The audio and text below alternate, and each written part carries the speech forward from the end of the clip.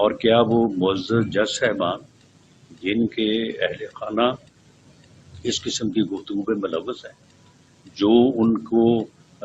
ان کی بدنامی کا باعث بن رہے ہیں، ان کے انصاف کے تقاضوں کو جو ہے وہ ملیا میٹ کر رہے ہیں،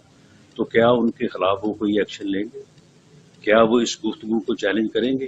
کیا اس کا فورنزک آڈٹ جو ہے وہ ہوگا؟ فورنزک آڈٹ کو اگر یہ غلط ہوئی تو پرچہ ہونا چاہیے، اور ان کے خلاف جو ہے وہ جنہوں نے یہ غلط آڈیو بنائی ہے ان کو قرار واقعی سزا ملنی چاہیے۔ لیکن اگر یہ درست ہے،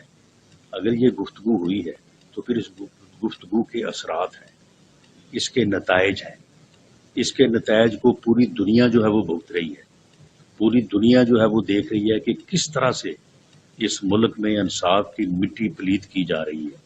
کس طرح سے جو ہے وہ جو ہے وہ گروپ بندی اور کس طرح سے جو ہے وہ تقسیم نے جو ہے جنم دیا ہے۔